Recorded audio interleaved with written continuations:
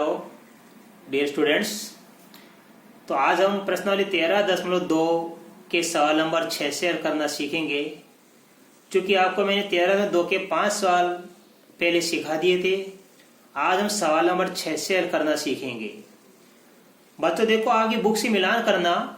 मैं सवाल पढ़ रहा हूं, आपकी बुक में लिखा है एक ठेकेदार यह आकलन करता है कि जसमिंदर के घर में पुनः तार लगाने का कार्य 3 व्यक्ति 4 दिन में कर सकते हैं। व्यक्तियों की संख्या 3 है और दिनों की संख्या 4 है, यानी 3 व्यक्ति रोजाना काम करेंगे तो 4 दिन में कार्य पूरा हो जाता है। यदि वह 3 के स्थान पर 4 व्यक्तियों को इस काम पर लगाता है तो यह कार्य कितने दिन में पूरा हो जाएगा। तो बच्चों देखो, यहाँ पे क्या व्यक्ति है और दिन है। और मैं आपको सिखा रहा हूं, देखो बड़े सरल तरीका सिखाऊंगा। सवाल नंबर 6, यहां तो लिखूंगा मैं व्यक्तियों की संख्या। ये व्यक्ति हमारे पास में क्या लिखेंगे हम x, और यहां लिखेंगे दिनों की संख्या जिनको हम दिखाएंगे y से। राइट, हमने व्यक्तियों को किससे दिखाया? x से। व्यक्तियों की संख्या हम x से दिखा रहे हैं और दिनों की संख्या हम y से दिखा रहे हैं। शुरू में कितने व्यक्ति थे? 3 व्यक्ति। तो यहां लिखूंगा 3 व्यक्ति, और 3 व्यक्ति मिलकर कार्य कितने दिनों में पूरा करते हैं? 4 दिनों में। तो 3 व्यक्ति मिलकर करते हैं 4 दिन में पूरा। 3 व्यक्ति मिलकर 4 दिन में कार्य को पूरा करते हैं। आगे क्या लिखा है कि यदि 3 के स्थान पर 4 व्यक्ति हो जाए तो यहां लिखूंगा मैं 4 व्यक्ति। राइट, अब 4 व्यक्ति हो जाए तो ये कार्य कितने दिन पूरा होगा वो हमें ज्ञात करना है। मैंने आपको सिंपल सा मेथड सिखाया था कि यदि एक मकान को एक कारीगर 60 दिन में पूरा करता है, और मान लो वही मकान आप बनाना चाहते हो और आप चाहते हो मेरा मकान तो 30 दिन में पूरा होना चाहिए, तो निश्चित है कि आपको कारीगरों की संख्या बढ़ानी पड़ेगी। तो जब एक व्यक्ति एक कारीगर 60 दिन में कोई मकान बनाता है तो 30 दिन में मकान बनाने के लिए 2 व्यक्ति चाहिए हमको, क्योंकि एक व्यक्ति 60 दिन की मजदूरी लेगा, 60 दिन तक काम करेगा तो 60 दिन तक अपन उसको पैसा देंगे मजदूरी के। लेकिन मान लो वही कार्य अपन 2 व्यक्ति से कराएंगे तो 30 दिन में कार्य हो जाएगा। इसका अर्थ ये हुआ कि हमारा कार्य क्या हुआ? जल्दी हो गया, और जो मजदूरी एक व्यक्ति को मिलने वाली 2 मजदूरों बढ़ गई। मान लो एक रोटी है, खाने वाला एक जना है, आप ऐसा समझो जैसे आप खाने बैठोगे तो एक आपका साथी और है, आप दोनों खाना चाहते हो, आप अकेले पूरी खा सकते थे, व्यक्तियों की संख्या 2 गई, व्यक्ति बढ़ गए तो आपको मात्रा कम मिलेगी। अब इसका मतलब क्या हुआ कि यहाँ पे खाने वाले व्यक्ति ज्यादा हो गए तो आपको ये भोजन की मात्रा कम मिलेगी। अर्थात ये क्या हो गया? हमारा ये प्रतिलोम अनुपात हो गया, रिवर्स। आए समझ में? जैसे मान लो किसी एक मान में वृद्धि होती है तो उसी अनुपात में दूसरे मान में कमी, यदि एक में कमी होती है तो दूसरे मान में उतनी ही वृद्धि। ये क्या कहलाता है? प्रतिलोम अनुपात। तो अब 3 व्यक्ति 4 दिन में कार्य पूरा करते हैं, तो 4 व्यक्ति कितने दिन में कार्य पूरा करेंगे, ये हमारा सवाल है। तो देखो यहाँ पे मान लो, इसको मान लिया अपन ने x1, इसको मान लिया अपन ने y1, राइट, इसको मान लिया अपन ने x2, इसको मान लिया अपन ने y2, और ये हमें ज्ञात करना है। y2 का मान हमें ज्ञात करना है। मैंने आपको क्या कहा था कि 2 तरह के अनुपात होते हैं। एक तो सरल अनुपात जिसको हम क्या कहते हैं? सीधा अनुपात। एक होता प्रतिलोम अनुपात। है समझ में? तो ये हमारा प्रतिलोम अनुपात है, और प्रतिलोम अनुपात में क्या करते हैं हम यहाँ पे सीधा गुणा करते हैं। इसे क्या करते हैं? सीधा गुणा। अर्थात मैंने आपको बताया था कि सरल अनुपात हम क्या लिखते हैं? सरल अनुपात हम लिखते हैं क्या कि ये x1 बटा y1 ऐसे बराबर x2 बटा y2, ये सरल अनुपात होता है। x1 बटा y1 बराबर x2 बटा y2, ये होता है सरल अनुपात। प्रतिलोम अनुपात में क्या करते हैं हम? गुणा। इस x1 का गुणा y1 से कर दो आप, x1 y1 और x2 का गुणा y2 के बराबर होगा। ये होता है प्रतिलोम अनुपात। तो चूंकि ये लिखेंगे यहां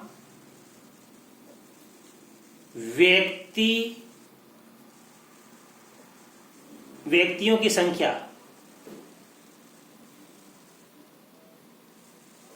वह दिनों की संख्या प्रतिलोम अनुपात में है।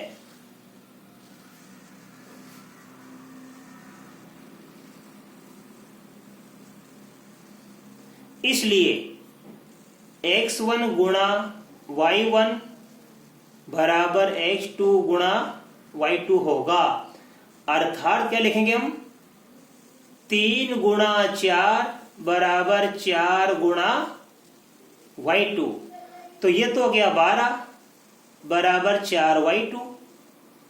अब y2 का मान क्या करेंगे? तो मैंने बता रखा है गुणा किस है, 4 से 4 चल जाएगा भाग में, इसलिए y2 बराबर हो जाएगा 12/4 बराबर में आ जाएगा 3। तो y2 का मान है 3 दिन। y2 का मान कितना गया? 3 दिन। अर्थात 4 व्यक्ति उस कार्य को कितने दिन में पूरा करेंगे? 3 दिन में। तो आप पूरा हाथ से लिखना। इसलिए 4 व्यक्ति उस कार्य को 3 दिन में पूरा करेंगे। इसका आंसर आ गया। ठीक है बच्चों, अब इसके बाद में आपको अगला सवाल नंबर 7 सिखाऊंगा।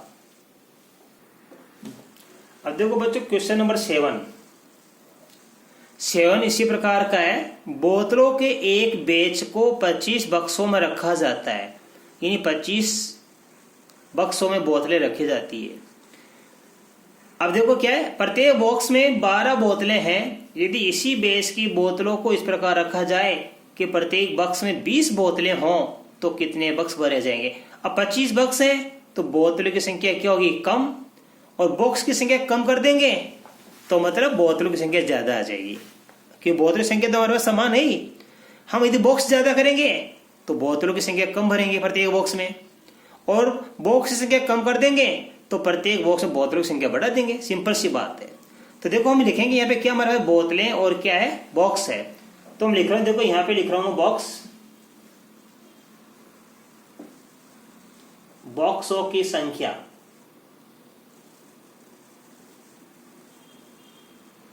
इतने लिखेंगे बोतलों की संख्या, बोतलों की संख्या। बॉक्सों की संख्या कितनी हमारे पास है? 25। और प्रत्येक बॉक्स में बोतलों की संख्या कितनी है? 12 है। आगे सवाल लिखा है कि इसी बैच की बोतलों को इस प्रकार रखा जाए कि प्रत्येक बॉक्स में 20 बोतलें हों तो बोतलों की संख्या कितनी होगी? 20। तो कितने बक्स भर जाएंगे? ये बक्स की संख्या में ज्ञात करनी है। अर्थात ये तो मान लिया अपन ने x बॉक्सों की संख्या को, और बोतलों की संख्या को मान लिया हमने y।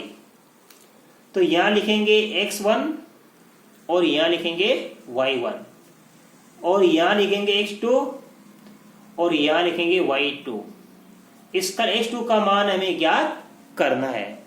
तो यह बॉक्स और बोतल कैसे प्रतिलोम अनुपात में है? बॉक्स वो बोतलें कैसे अनुपात में है? प्रतिलोम अनुपात में है। इसलिए ये इनका क्या हो जाएगा? सीधा गुणा बराबर हो जाएगा। ठीक है, अर्थात x1 गुणा y1 बराबर x2 गुणा y2। x1 का मान कितना? 25। y1 का गुणा है 12।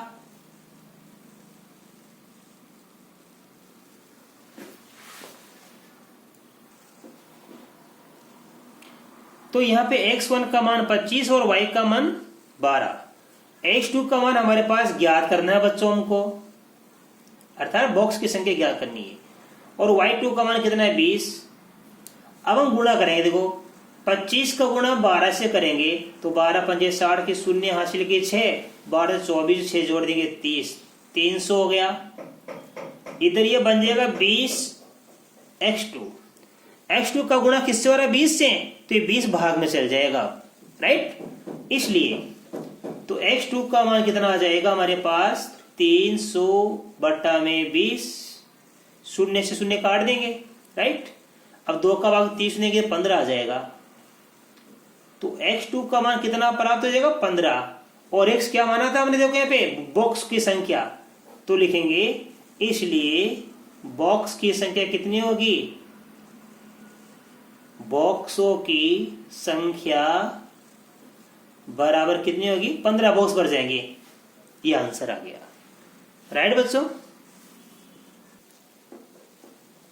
अब देखो बच्चों इसके बाद में क्वेश्चन नंबर 8, सवाल नंबर 8। आपकी बुक में लिखा है एक फैक्ट्री को कुछ वस्तुएं 63 दिन में बनाने के लिए 42 मशीनों की आवश्यकता होती है। यानी 63 दिन में कुछ वस्तुएं 63 दिन में बनाने के लिए 42 मशीनों की आवश्यकता होती है।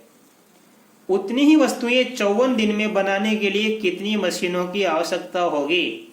क्योंकि 63 दिन में बनाने के लिए 42 मशीनें चाहिए। अब क्या दिनों की संख्या कम हो गई तो डेफिनेट क्या होगा कि मशीनों की संख्या बढ़ानी पड़ेगी। कार्य जल्दी करने के लिए व्यक्तियों की संख्या बढ़ानी पड़ती है, या व्यक्ति की जगह कौन कर रहा है, मशीनें काम कर रही है, तो मशीनों की संख्या बढ़ानी पड़ेगी, राइट। अर्थात हमारा सवाल क्या है, ये भी प्रतिलोम अनुपात में है बच्चों। तो देखो क्या है, दिनों की संख्या है और मशीनों की संख्या है। तो मैं यहां तो लिखूंगा सबसे पहले दिनों की संख्या, दिनों की संख्या, इधर लिखूंगा मैं मशीनों की संख्या।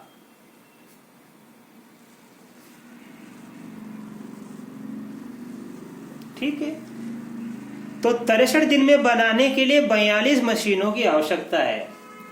ये 63 दिन में बनाने के लिए 42 मशीनों की आवश्यकता है। अब उतनी ही वस्तुएं 54 दिन में बनानी पड़ती है। तो 54 दिन में बनाने के लिए देखो यहाँ पे 63 दिन की जगह 54 दिन हो गए, यानी दिनों की संख्या क्या हो रही है, घट रही है। तो यहाँ पे मशीनों की संख्या क्या होगी, बढ़ेगी। ये हो गया प्रतिलोम अनुपात। तो ये क्या, दिनों की संख्या हमने मान ली x और मशीनों की संख्या हमने मान ली y। तो 63 तो हो जाएगा x1 और 42 हो जाएगा y2। चूंकि ये x का मान है और ये y का मान, x वाला x1 x2 बन जाएगा और y वाला y1 y2 बन जाएगा।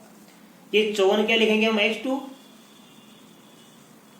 और यहाँ पे 42 क्या बन जाएगा हमारे पास है। देखो बच्चों यहाँ पे मैंने थोड़ा सा गलती पता दिया, ये y1 लिखो यहाँ पे, राइट, और यहाँ लिखेंगे y2 और एक क्वेश्चन मार्क। इसका अर्थ ये हुआ कि 63 दिन में कुछ वस्तुएं बनाने के लिए 42 मशीनों की आवश्यकता पड़ती है, और उतनी ही वस्तुएं 54 दिन में बनाने के लिए y2 मशीनों की आवश्यकता पड़ती है। कितनी मशीनों की आवश्यकता पड़ती है, y2। इट मीन्स हमें y2 का मान ज्ञात करना है, y2 की वैल्यू हमको ज्ञात करनी है। तो लिखेंगे यहाँ पे दिनों की संख्या, लिखो चूंकि दिनों की संख्या तथा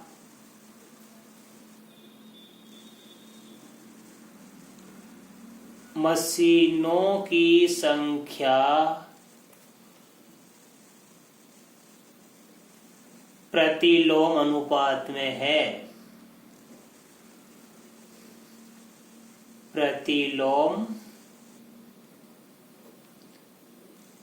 अनुपात में है।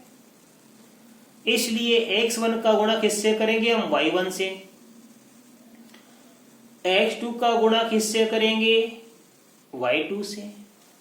तो हम यहां लिखेंगे x1 गुणा y1 बराबर आएगा x2 गुणा y2, राइट। x1 गुणा y1 बराबर में x2 गुणा y2। x1 का मान कितना है 63, y1 का मान कितना है 42, फिर x2 का मान कितना है 54, और y2 का मान हमें ज्ञात करना है। तो देखो 63 गुणा 42 बराबर 54 गुणा कितना हो गया y2। अब हमें y2 का मान ज्ञात करने के लिए बच्चों इन दोनों के गुणा में अपन 54 का भाग देंगे। तो y2 बराबर 63 गुणा 54, 63 गुणा 42 बट्टा में लिखेंगे 54। अब देखो बच्चों इसको काटेंगे, ध्यान देना, हम इसको काटेंगे मान लो 9 से काटेंगे, नोक से, 9 का भाग देंगे, 9 6 54, 9 7 63, राइट। अब 6 का भाग देंगे 42 से, 6 कम 6 6 7 42, कट गई है। तो हमारे पास y2 का मान बच गया 7 गुणा 7, 7 गुणा 7, इट मीन्स आ गया y2 बराबर 49, 49। ठीक है, तो ये 49 क्या हो गया, मशीनों की संख्या, यानी 54 दिन में वस्तुएं बनाने के लिए कितने मशीनों की आवश्यकता होगी, 49। तो पूरा से लिखना पड़ेगा, इसलिए 54 दिनों में उतनी ही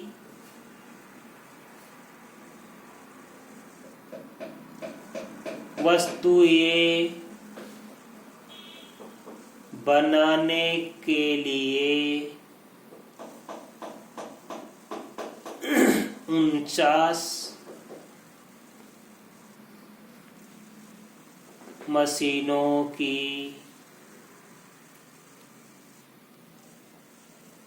आवश्यकता है। तो बच्चों आज मैंने आपको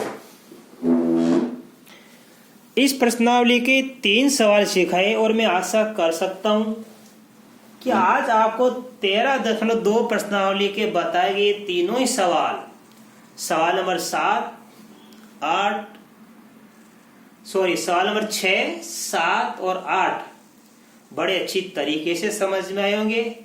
आप इनका गहन अध्ययन करना, अपनी नोटबुक में उतारना। इसके बाद में इसके आगे के सवाल आपको कल के वीडियो में सिखाऊंगा। धन्यवाद।